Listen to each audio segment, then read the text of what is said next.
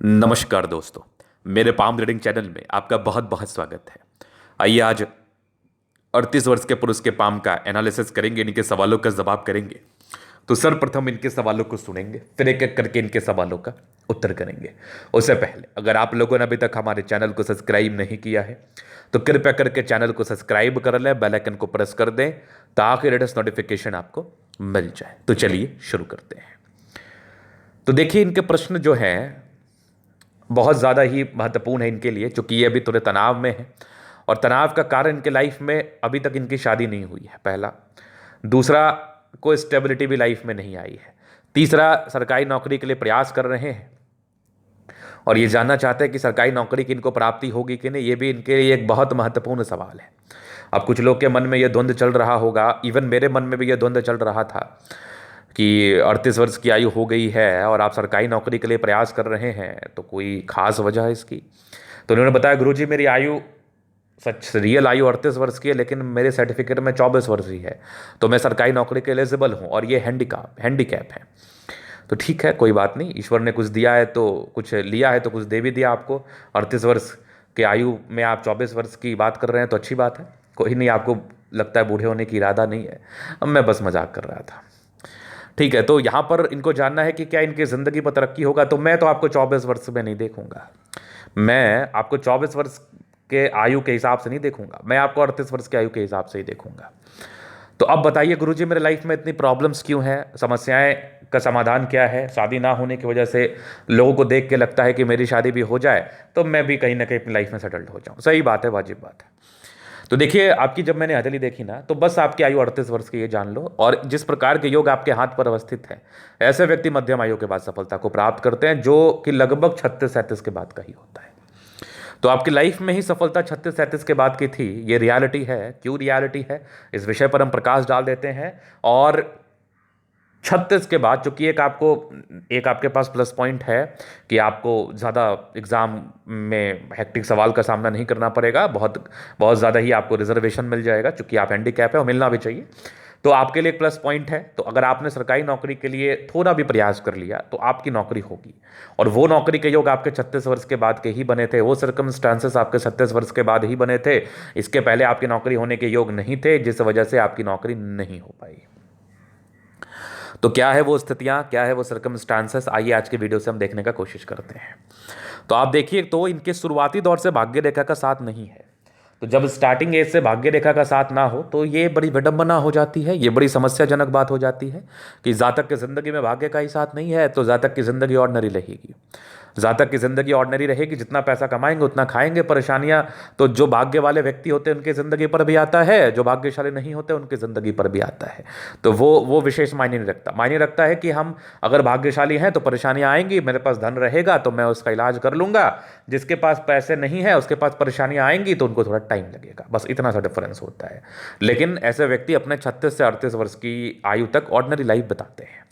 अब उसके बाद ऐसा क्या कमाल हो जाएगा, आपके मन में ही ये द्वंद्व उठ रहा होगा, तो बेशक उठना चाहिए। अब उसके बाद कमाल तो होगा, क्योंकि भाग्य रेखा 40 वर्ष से 41 वर्ष से सक्रिय है और ये फिर एक ट्रायंगल नुमाकार आकृति के साथ है। आगे भी हल्की हल्की भाग्य रेखा दिख रही है, तो बस स्लाइटली योग सरकारी नौकरी के बने हैं। अगर सरकारी नौकरी आपको हासिल होती भी है तो मध्यम स्तरीय नौकरी हासिल होगी, बहुत बड़े पद पर आप आसीन नहीं हो पाएंगे, बहुत बड़े पद आपको नहीं प्राप्त हो पाएंगे। लेकिन 38वें वर्ष की आयु के बाद आपका भाग्य उदय तय है, आपकी जिंदगी पर तरक्की होगी, आपके लाइफ में भी पैसा आएगा। ये चीज भी आपके तले मुझे बेहद शानदार तरीके से बता रही है। अब 35 वर्ष के बाद तो सूर्य रेखा भी सक्रिय है, यहाँ पर एक और त्रिभुज। तो ये भी एक प्रकार का चमत्कार है, ये भी एक प्रकार की अच्छी स्थिति है, ये भी एक प्रकार की बहुत बहुत ज़बरदस्त चीज़ है। इस केस में भी लाइफ में तरक्की का योग बन जाते हैं। और आगे मैं देख लूँ तो एक और आपकी सूर्य रेखा, मतलब कम मेहनत में ही सफलता मिलेगी, तो ज़िंदगी बदलेगा। तो आप अपने नेगेटिव चीज़ को देख के बिल्कुल निराश ना हो। आपकी ज़िंदगी बदलने के लिए आपके हाथ पर ही चीज़ें अवस्थित होती हैं, बस आंख खोल के देखने की आवश्यकता है। 36 वर्ष आपने बिता लिया, अब आगे का ज़िंदगी आपके लिए सुखमय रहेगा, आनंदमय रहेगा, अच्छा रहेगा, ये मेरी गारंटी है। अब जीवन रेखा क्या बता रही है, जीवन रेखा कुछ खास नहीं बता रही है। जीवन रेखा कुछ खास नहीं बता रही है, बुद्ध रेखा कुछ खास नहीं बता रही है। तो पैसे भी आज तक आपने सेव नहीं किए होंगे, पैसे वैसे भी आपके पास बैंक बैलेंस नहीं होगा बहुत ज़्यादा, बस काम चलने लायक पैसे आपके पास होंगे, क्योंकि ना तो बुध रेखा आपके हाथ पर है ना ही भाग्य रेखा आपके हाथ पर है। तो ये भी एक प्रकार से समस्याजनक बात होती है, ये भी एक प्रकार की दिक्कतों का एहसास कराती है, ये भी एक प्रकार से दिक्कत ही मानी जाती है। तो कोई बात नहीं, कोई बात नहीं, ये सब चलता रहता है। अब ये नेगेटिविटी थी पहली, दूसरी बृहस्पति गड़बड़ था, पारिवारिक तनाव, बुध रेखा नहीं थी तनाव, भाग्य रेखा नहीं था तनाव, लेकिन जीवन रेखा बड़ी अच्छी थी, जीने की बड़ी तीव्र इच्छा है आपके अंदर, और जिस प्रकार की स्थितियां आपके हाथ पर बनी है तो कभी हार ना मानेंगे आप, क्योंकि जिस प्रकार की आपकी जीवन रेखा है तो ये स्वास्थ्य के विशेषतम गड़बड़ी को नहीं बताती है। जिस प्रकार की जीवन रेखा आपके हथेली पर अवस्थित है ये स्वास्थ्य के विशेषतम गड़बड़ी को नहीं बताती है। इस केस में जातक का स्वास्थ्य बड़ा उत्तम रहता है, जहां तक मैं चीजों को देख पा रहा हूं एवं समझ पा रहा हूं। इसके बाद अगर मैं आगे विचार कर लूं और चीज़ों को गहराई पूर्वक समझ लूं तो जीवन रेखा से आपके आगे की जिंदगी को कवर हम कर देते हैं। पॉजिटिव नेगेटिव चीज़ देख लिया मैंने। माइंड रेखा ठीक है, बहुत ज़्यादा बड़ी भी नहीं है, इंडिपेंडेंट हो गए 20-21 वर्ष में। कुछ ट्रायंगल्स थे जो नेगेटिविटी को दूर कर रही थी। प्रोग्रेस रेखा थी, जिंदगी पर तरक्की को बताती है। जीवन रेखा स्मूथ थी, एक तरक्की के योग लगभग 28 में थे, 32 में थे, फिर एक बड़ा परिवर्तन आपके 36 के आसपास था। 36 के बाद भी हल्की हल्की प्रोग्रेस रेखा है, तो 36 के बाद लाइफ सेटलमेंट की तरफ बढ़ेगी। और जीवन रेखा उसके बाद बहुत स्मूथ है, तो जब तक आपकी आयु रहेगी लंबी ही दिख रही है, कंफर्टेबल लाइफ बिताएंगे। तो जिस प्रकार की जीवन रेखा है, बिल्कुल भी राहु रेखा आपके हाथ पर नहीं है। तो जब जीवन रेखा पर राहु रेखा का साया ना हो तो ये एक बहुत बड़ी अच्छी बात होती है, बहुत बड़ी एनर्जी और पराक्रम और पॉजिटिव बात होती है। इस केस में क्या होता है कि जातक की जिंदगी पर लाइफ लाइन को लेकर विशेषतम समस्याओं का सामना इनको करना बिल्कुल भी नहीं पड़ता है। तो ये एक बहुत पॉजिटिव, बहुत अच्छी स्थिति मानी जाती है। तो जीवन रेखा बड़ी साफ सुथरा थी और जीवन रेखा पर प्रगति की रेखा भी थी, कहीं ना कहीं लाइफ में तरक्की को तो इंडिकेट कर ही देता है, और जिंदगी पर इस केस में तरक्की हो ही जाएगी।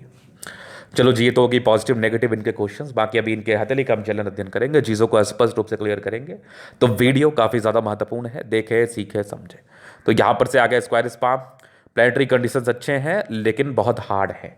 जब हथेली पर ग्रहों की स्थिति बड़ी हार्ड नुमा बनी हो, बड़ी स्मूथ ना हो, तो इसका परिचय ये होता है कि ऐसे व्यक्ति को शारीरिक श्रम भी करना पड़ता है। मानसिक श्रम से ज़्यादा इनको शारीरिक श्रम करना पड़ता है। इन फ्यूचर अगर आप किसी नौकरी में भी अपने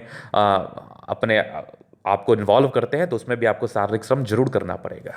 गुलाबी मध्यम स्तरीय है, तो पैसे की आवश्यकता होगी तो आ जाएगी आपके हाथ के हिसाब से, क्योंकि हथेली अगर गुलाबी हो और धन रेखा का साथ ना हो तो ये भी एक विडंबना है।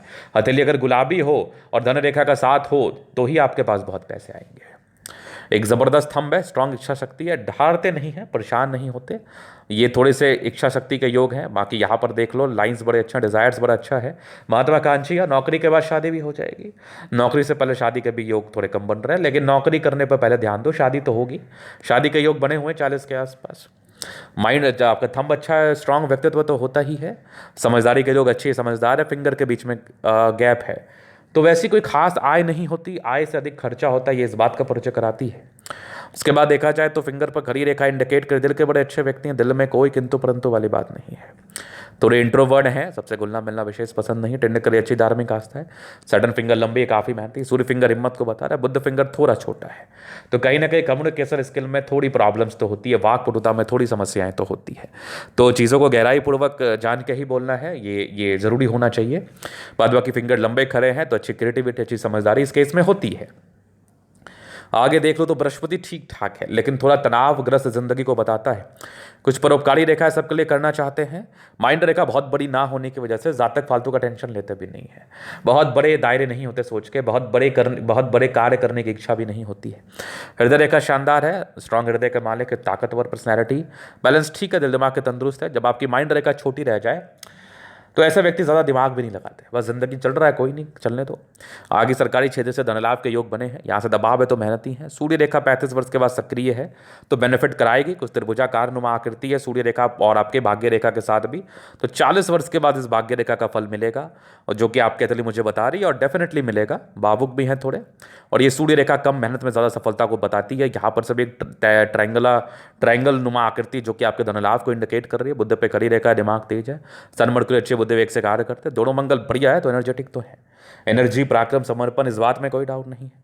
चंद्रमा पर ये लाइन्स है तो कुछ यात्राओं का परिचय करा रही है, जिंदगी पर यात्राएं रहती हैं।